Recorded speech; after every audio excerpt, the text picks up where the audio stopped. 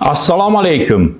Issiqlik elektr stansiyalari aksioner jamiyati tomonidan 2026 birinchi yarim yilligida davomida amalga oshirilgan ishlar haqida ma'lumot beramiz. Issiqlik elektr stansiyalari aksioner jamiyat tizimida korrupsiyaviy omillarning oldini olish, korrupsiyaga qarshi kurashish va compliance tizimini takomillashtirish bo'yicha O'zbekiston Respublikasida korrupsiyaga qarshi kurashish sohasida qabul qilingan qonun va qonun osti hujjatlari, shuningdek jamiyatning ichki me'yoriy hujjatlari asosida tizimli chora-tadbirlar amalga oshirib kelinmoqda.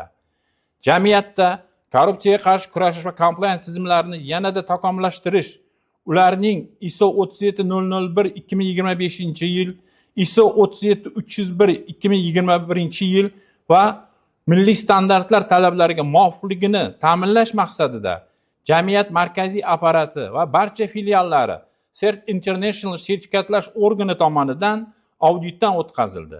Audit natijalariga ko'ra, jamiyat tizimida xalqaro standartlar talablariga muvofiqlikni tasdiqlovchi ISO sertifikatlari qo'lga kiritildi.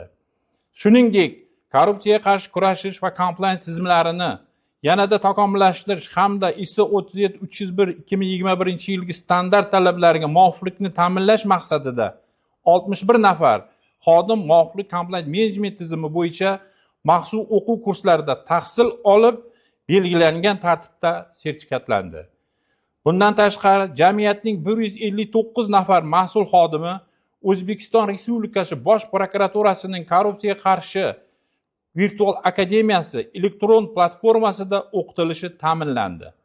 2026-yilning birinchi yarim yilligida korrupsiyaga qarshi kurash sohasida 28 ta seminar, trening va davra suhbati, shuningdek 12 ta profilaktik tadbir o'tkazildi. Tizim korxonalarida ochiqlikni ta'minlash, ishchi xodimlar uchun yaratilgan shart-sharoitlarni o'rganish, mavjud muammolarga joyida yechim topish, murojaatlarning manzilligini ta'minlash hamda murojaat qilish madaniyatini shakllantirish maqsadida 6 ta ochiq va sayyor qabul tashkil etildi.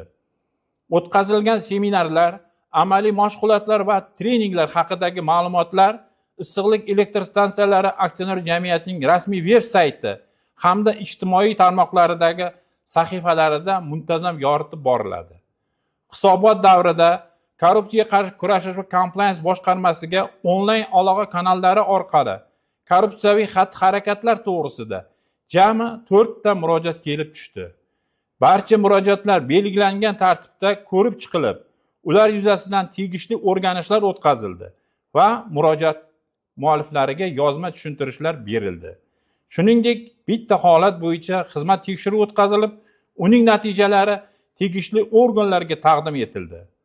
Umuman 2026-yilning birinchi yarim yilligida Issiqlik elektr stansiyalari aksioner jamiyati tizimida korrupsiyaning oldini olish, ochiqlik va shaffoflikni ta'minlash, xodimlarning huquqiy va korrupsiyaga qarshi bilimlarini oshirish hamda compliance tizimini xalqaro standartlar talablari asosida takomillashtirishga qaratilgan chora-tadbirlar izchil davom ettirildi.